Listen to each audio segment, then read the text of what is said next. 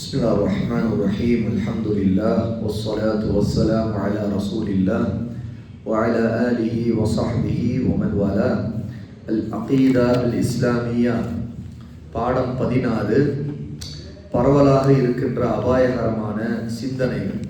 கேள்வி 4. இறை மறுப்பு கொள்கை கொண்ட ஆட்சிகள் இஸ்லாமை எதிர்த்து நிற்பதில் ஒன்றுபட்டு நிற்கின்றனவா? குஃப்ரான கொள்கைகள் கொண்டிருக்கக்கூடிய அரசாங்கங்கள். ஆம், இஸ்லாமை எதிர்த்து நிற்பதில் குஃப்ரு கொண்ட அரசாங்கங்கள் அவற்றுடைய கோணங்கள், சிந்தனைகள் வேறு வேறாக இருந்தாலும் எதிர்த்து நிற்பதில் ஒன்றுபட்டுதான் நிற்கின்றன. எதிர்ப்பதற்கு பல்வேறு காரணங்கள் இருக்கின்றன என்பது தனிப்பட்ட விஷயம்.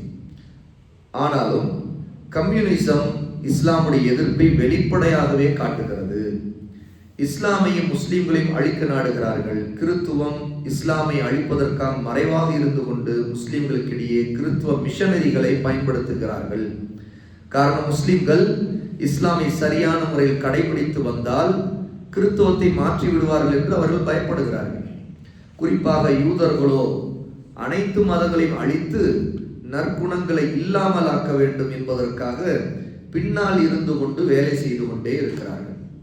ஆக கிறித்துவ, யூத மற்ற குஃப்ரான கொள்கைகள் கொண்ட அரசாங்கங்கள் இஸ்லாமை வளரவிடக்கூடாது என்பதற்காக தொடர்ந்து வெளிப்படையாகவோ மறைவாகவோ வேலையை செய்கிறார்கள். குறிப்பாக கம்யூனிசத்துடைய கொள்கைகள் வெளிப்படையாகவே நாத்திக பிரச்சாரத்தின் மூலமாக இஸ்லாமை அழிப்பதற்கு வேலை செய்கிறார்கள். 5வது கேள்வி, கிறித்துவ மிஷனரி என்றால் என்ன? அவற்றின் அபாயங்கள் என்ன? அவற்றை எதிர்கொள்ளும் வழிமுறை எப்படி?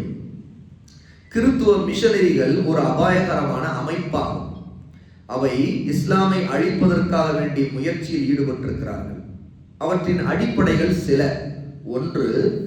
இஸ்லாமில் சந்தேகங்களையும் ஐயங்களையும் எழுப்புவது, முஸ்லிம்களுக்கு கிறித்துவ மதத்தில் ஆர்வத்தை ஏற்படுத்துவது, ஈசா அலைஹிஸ்ஸலாத்து வஸ்ஸலாம் அவர்கள் அல்லாஹ்வுடைய மகன் என்று வாதம் செய்வது, அனைத்து இடங்களிலும் தம் விஷம் தோய்ந்த செயல்பாடுகளை பரப்பி விடுவது, இயலாத பலவீனமான மக்களிடம் ஆகாத வழிமுறைகளை கொண்டு போய் சேர்ப்பது, இது அவருடைய வழிமுறைகளில் உள்ளவை. அதை எதிர்கொள்ளும் வழிமுறை என்ன என்றால், குர்ஆனையும் சுன்னாவையும் பலமாக பற்றி பிடித்து பின்பற்ற வேண்டும். முஸ்லிம்களுடைய ஜமாத்தை, கூட்டமைப்பை அவசியமாக்கி கொள்ள வேண்டும். முஸ்லிம்கள் தங்களுடைய ஆட்சியாளரின் கீழ் அவர்கள் ஒன்றுபட்டு நிற்க வேண்டும். இஸ்லாமுடைய போதனைகளை எடுத்துரைத்து பரப்ப வேண்டும். கிறிஸ்தவர்கள் பின்பற்றி நடக்கிற மதம் மாற்றப்பட்டு விட்டது என்று அறிய வேண்டும். செல்வந்தர்கள் தம் பொருட்களை கொண்டு ஏழைகளுக்கு உதவி செய்ய வேண்டும். அப்போதுதான் அவருடைய அந்த கிறிஸ்தவ மிஷனரிகளுடைய வேலைகள் கொஞ்சம் தடைபடும். அவர்கள் பலவீனம் அடைவார்கள். ஏனென்றால் அவர்கள் ஏழைகளுக்கு உதவி செய்வது போன்று உலக ஆசையை ஏற்படுத்தி உலக ஆதாயத்தை காட்டி அவர்கள் மதம் மாற்றம் செய்கிறார்கள். 6வது கேள்வி, இஸ்லாமில் சூஃபித்துவ பாதைகளும் கோஷ்டி குழுக்களும் இருக்கின்றனவா? இஸ்லாமில் சூஃபிச பாதைகளோ கோஷ்டி குழுக்களோ இயக்கங்களோ அடிப்படையில் இல்லவே இல்லை. இஸ்லாம் ஒன்றுதான். அல்லாஹ் கூறுகிறான், இன்ன ஹாதிஹி உம்மத்துக்கும் உம்மத்தன் வாஹிதா வ அன ரப்புக்கும் ஃபஅபுதூன். நீங்கள் அனைவரும் ஒரே உம்மத்து தான், உங்கள் அனைவருக்கும் இறைவன் நான் மட்டும்தான், ஆகவே என்னையே நீங்கள் வணங்குங்கள் என்று அல்லாஹ் சூரா அல் அன்பியா 21வது சூராவுடைய 92வது ஆயத்திலே சொல்லுகிறான். இன்னொரு ஆயத்தில் அல்லாஹ் சொல்லுகிறான், வஅதஸிமு பிஹப்லில்லாஹி ஜமீஆ வலா தஃபர்ரகு. நீங்கள் அனைவரும் ஒன்று சேர்ந்து அல்லாஹ்வுடைய கயிறை பலமாக பற்றி பிடியுங்கள், நீங்கள் பிரிந்து விடாதீர்கள். சூரா ஆல் இம்ரான் 3வது சூராவுடைய 103வது ஆயத்தில் அல்லாஹ் சொல்லுகிறான். அல்லாஹ்வுடைய கயிறு என்பது அல்லாஹ்வுடைய வேதம் அல் குர்ஆன், நபியுடைய வழிமுறை. அதை ஒன்றாக நீங்கள் பலமாக பற்றி பிடித்தால் தவிர நீங்கள் ஒன்றுபட முடியாது என்று அல்லாஹ் சொல்லுகிறான். இன்னொரு இடத்தில் அல்லாஹ் சொல்லுகிறான், وَلَا تَكُونُوا مِنَ الْمُشْرِكِينَ مِنَ الَّذِينَ فَرَّقُوا دِينَهُمْ وَكَانُوا شِيَعًا كُلُّ حِزْبٍ بِمَا لَدَيْهِمْ فَرِحُونَ. அல்லாஹ்வுக்கு இணை வைத்து வணங்குபவர்களில் நீங்கள் ஆகிவிட வேண்டாம். எவர்கள் தங்கள் மார்க்கத்திற்குள் பிரிவினையை உண்டு பண்ணி, கோஷ்டிகளை உண்டு பண்ணி பல பிரிவினர்களாக பிரிந்து விட்டார்களோ, அவர்கள் ஒவ்வொரு பிரிவினரும் ஒவ்வொரு கோஷ்டியும் தங்களிடம் உள்ளதை கொண்டு சந்தோஷம் அடைந்து கொண்டே இருக்கிறார்கள் என்று அல்லாஹ் தஆலா சூரா ரூம் 30வது சூராவுடைய 31, 32 2 ஆயத்துகளை சொல்கிறார். இப்னு மஸ்ஊத் ரலியல்லாஹு அன்ஹு அறிவிக்கிறார்கள், خط رسول الله صلى الله عليه وسلم خطا بيده. அல்லாஹ்வுடைய ரசூல் ஸல்லல்லாஹு அலைஹி வஸல்லம் தம் கையால் எங்களுக்கு ஒரு கோடு வரைந்து காட்டினார்கள். ثم قال هذا سبيل الله مستقيما. பிறகு ஒரு கோட்டை வரைந்து காட்டிவிட்டு, இது அல்லாஹ்வுடைய நேரான பாதை, இது அல்லாஹ்வின் பாதை, இது நேரான பாதை என்று சொன்னார்கள். قال ثم خط عن يمينه وشماله. பிறகு அந்த ஒரு கோட்டுக்கு வலது பக்கமும் இடது பக்கமும் சில கோடுகளை வரைந்தார்கள். ثم قال, அதற்கு பிறகு சொன்னார்கள், هذه السبل ليس منها سبيل إلا عليه الشيطان يدعو إليه. இந்த பாதைகள் எல்லாம் ஷைத்தானுடைய பாதைகள், இவை பல பாதைகள். இந்த பல பாதைகளில் ஷைத்தான் உட்கார்ந்து கொண்டு தன் பக்கம் மக்களை அழைத்து கொண்டே இருக்கின்றான் என்று சொல்லிவிட்டு சும்ம கரஅ, பிறகு குர்ஆனுடைய ஒரு ஆயத்தை ஓதினார்கள் ரசூலுல்லாஹ். வ இன்ன ஹாதா ஸிராதி முஸ்தகீமா. இதுதான் நிச்சயமாக என்னுடைய நேரான பாதை. ஃபத்தபிஊஹு, இதைத்தான் நீங்கள் பின்பற்ற வேண்டும், இதையே பின்பற்றுங்கள். வலா தத்தபிஉஸ் சுபுல், இந்த பல பாதைகளை நீங்கள் பின்பற்றாதீர்கள் என்று ரசூல் ஸல்லல்லாஹு அலைஹி வஸல்லம் சூரா அல் அன்ஆம் 6வது சூராவுடைய 153வது ஆயத்தை ஓதி காட்டினார்கள். இந்த செய்தி முஸ்னத் அஹ்மதிலே இமாம் அஹ்மத் ரஹிமஹுல்லாஹ் 4437வது ஹதீஸாக ஆதாரபூர்வமாக பதிவு செய்திருக்கிறார்கள். இன்னொரு செய்தி, இன்னொரு ஹதீஸ், ரசூல் ஸல்லல்லாஹு அலைஹி வஸல்லம் நேரான பாதைக்கு உதாரணத்தை சொன்ன ஒரு ஹதீஸ். ரொம்ப அழகான அற்புதமான உதாரணத்தோடு ரசூலுல்லாஹ் சொல்லக்கூடிய இந்த ஹதீஸ். தரபல்லாஹு மஸலன் சிராத்தன் முஸ்தகீமா. அல்லாஹ் நேரான பாதைக்கு ஒரு உதாரணத்தை சொல்லுகிறான். வஅலா ஜன்பதி ஸிராத்தி சூரான். அந்த நேரான பாதையுடைய ரெண்டு ஓரங்களில் ரெண்டு உயரமான சுவர்கள் இருக்கின்றன. நேரான பாதை, அந்த பாதையின் ரெண்டு ஓரம், வலது பக்கம் இடது பக்கம், இந்த ரெண்டு பக்கமும் நேரான உயரமான சுவர்கள் எழுப்பப்பட்டு, சுவர் உயரமாக இருக்கு. அப்படி என்றால் ரெண்டு பக்கமும் சுவர் உயரமா இருக்குது, நடுவுல பாதை இருக்கிறது. ரசூலுல்லாஹ் விவரிக்கிறார்கள், ஃபீஹிமா அப்வாபுன் முஃபத்தஹ். அது அவற்றில் திறக்கப்பட்ட வாசல்கள் இருக்கின்றன. சுவர்கள் இருக்கிறது, அந்த சுவற்றிலே திறக்கப்பட்ட வாசல், கதவு திறந்து கிடக்கு. இப்படிப்பட்ட வாசல்கள், கதவுகள் இருக்கின்றன. வஅலல் அப்வாபி சுதூருன் முர்ஹாதுன். அந்த வாசல்களில், அந்த கதவுகளின் மீது திரை தொங்கவிடப்பட்டிருக்கிறது. வாசல்கள் வரிசையாக இருக்கிறது, கதவுகள் திறந்திருக்கிறது. ஆனால் திறந்திருக்க கதவுக்கு மேலே திரை தொங்கவிடப்பட்டிருக்கிறது. அந்த ரெண்டு சுவர்களிலும் இப்படிப்பட்ட நிலை இருக்கிறது. وعلى باب الصراط داع يقول أيها الناس ادخلوا الصراط جميعا. நேரான பாதையுடைய வாயில், அந்த வாசலின் மீது ஒரு அழைப்பாளர், அதாவது அந்த நேரான பாதையில அதனுடைய வாசல்ல, என்ட்ரன்ஸ்ல ஒரு அழைப்பாளர், அதாவது சப்தமிட்டு மக்களை கூப்பிடக்கூடியவர். அவர் நின்று கொண்டு, மக்களே, நேரான பாதையில் நீங்கள் அனைவரும் நுழைந்து கொள்ளுங்கள், இந்த நேரான பாதைக்குள் நுழையுங்கள், பிரிந்து விடாதீர்கள். நீங்க வேற பாதையில, வேற அந்த சுவர்கள் வழியா இருக்கக்கூடிய நீங்கள் வேறு பாதை, அந்த கதவுகள் வழியாக திரையை அகற்றிவிட்டு உள்ளே நுழைந்து போய்விடாதீர்கள். ஆகவே இந்த பாதையிலே வாருங்கள் என்று ஒரு அழைப்பாளர் அழைத்துக் கொண்டே இருக்கிறார். ஆகவே நீங்கள் பிரிந்து போய்விடாதீர்கள் என்று மக்களுக்கு சொன்னார். சரி, இந்த தாயி எங்கே நின்று கொண்டிருக்கிறார் என்றால், அவர் அந்த பாதையின் மேலே நின்று கொண்டு அழைத்துக் கொண்டே இருக்கிறார். பாதைக்கு மேலே அவர் நிற்கிறார். அவர் சிராத்துடைய பாதைக்கு மேலே நின்று கொண்டு கூப்பிட்டு கொண்டே இருக்கிறார். அப்பொழுது என்ன நடக்கிறது?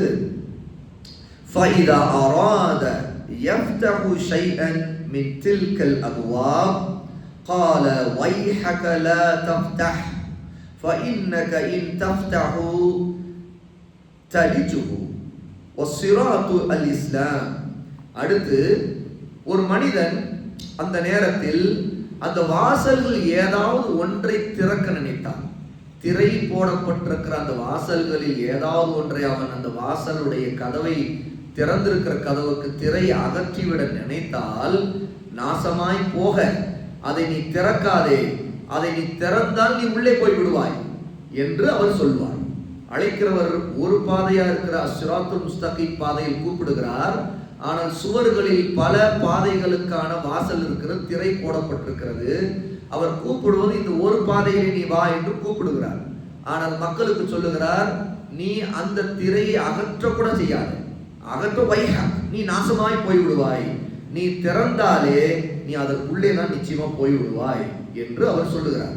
இப்பதை சொல்லிவிட்டு நேரான பாதை என்பது என்ன அதை சொல்லுகிறார். வஸ்ஸிராத்து அல் இஸ்லாம், அல் இஸ்லாம் தான் அந்த நேரான பாதை.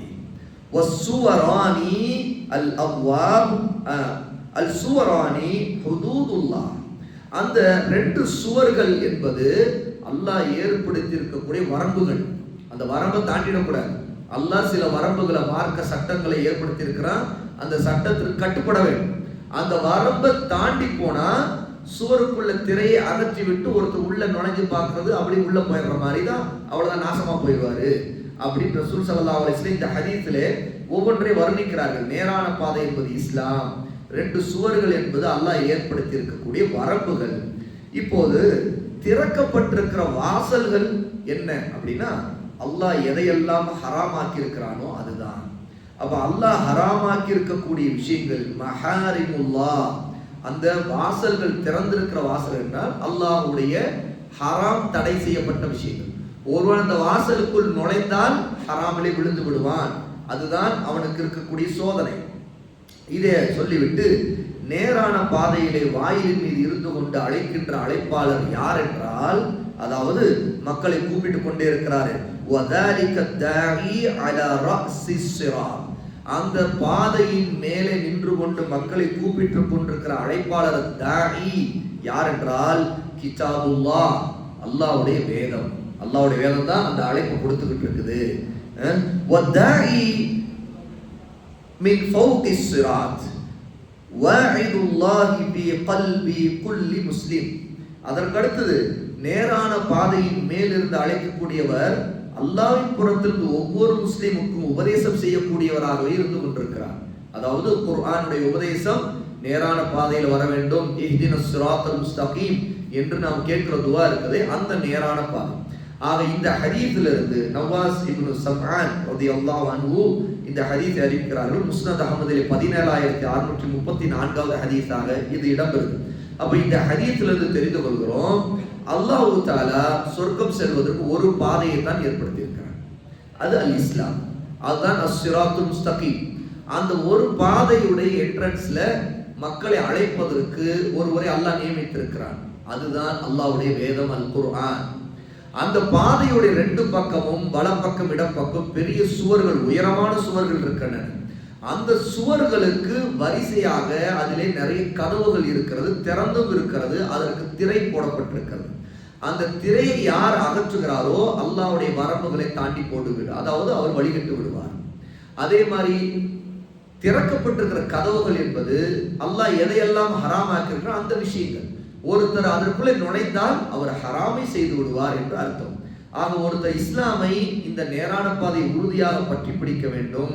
ஆகவே மார்க்கம் தடுத்திருக்கக்கூடிய வழிகேடான கொள்கைகள், சிந்தனைகள், மார்க்கத்தில் ரசூலுல்லாஹ் சொன்னது அல்லாஹ் பின்னாடி உருவாகக்கூடிய எல்லா கொள்கைகளை விட்டும் ஒருவர் தன்னை காத்துக்கொள்ள வேண்டும் என்பதையெல்லாம் இந்த ஒரு ஹதீஸில் ரசூல் ஸல்லல்லாஹு அலைஹி வஸல்லம் நேரான பாதைக்கு உதாரணம் சொல்றார். ஆகவே இஸ்லாமிலே சூஃபித்துவ பாதை அல்லது ஷியா பாதை என்று ஒவ்வொரு விதவிதமான பாதைகள் மார்க்கத்தில் ஏற்கப்படாது. இதெல்லாம் ரசூலுல்லாஹ்வுடைய காலத்தில் இல்லாத வழிகட்ட பாதைகள். ரசூலுல்லாஹ் ஸல்லல்லாஹு அலைஹி வஸல்லம் சஹாபாக்கள் இருந்த ஒரே பாதை அதுதான் அல் இஸ்லாம்.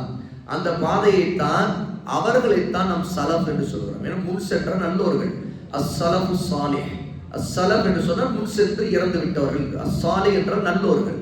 அந்த முன் சென்று விட்ட நல்லோர்களாகிய சஹாபாக்கள் எந்த பாதையின் மீது இருந்தார்களோ அந்த பாதை தான் அல் இஸ்லாம். அதைத்தான் பின்பற்ற வேண்டும். அதற்கு பின்னாடி வந்த சூஃபி பாதை, பல விதமான வழிகட்ட பாதைகள், ஷியா பாதை, இப்படி என்னென்னவோ வழிகட்ட சிந்தனைகள், கொள்கைகள் வந்திருக்கிறது இல்லையா? அது எல்லாமே அஸ்ஸிராத்துல் முஸ்தகீம்ங்கிற நேரான பாதை விட்டு நம்மை வழிகெடுத்து நரகத்திற்கு கொண்டு போய் சேர்க்கக்கூடிய நாசகரமான பாதைகள் என்பதையும், ஆக இந்த கோஷ்டி கும்பல், பலவிதமான பிரிவினைகள், இதற்கு எதற்குமே மார்க்கத்தில் அனுமதி இல்லை என்பதையும் இந்த அக்கீதாவுடைய பாடத்தில் இந்த கேள்விக்கான பதில் நாம் தெரிந்து கொள்கிறோம். அல்லாஹ் தஆலா நாம் எதை கற்றுக்கொண்டோமோ அதை அமல் செய்யக்கூடியவர்களாக, மார்க்க கொள்கைகளை தெளிவாக அறியக்கூடியவர்களாக, குர்ஆன் சுன்னாவை சரியாக நம்முடைய சலஃப் சஹாபாக்கள் எப்படி விளங்கினார்களோ அதுபோல் விளங்கிக் கொண்டு அமல் செய்யக்கூடியவர்களாக அல்லாஹ் நம் அனைவரையும் ஆக்குவானாக. வ ஆகிரு தஅவானா அல்ஹம்துலில்லாஹி ரப்பில் ஆலமீன்.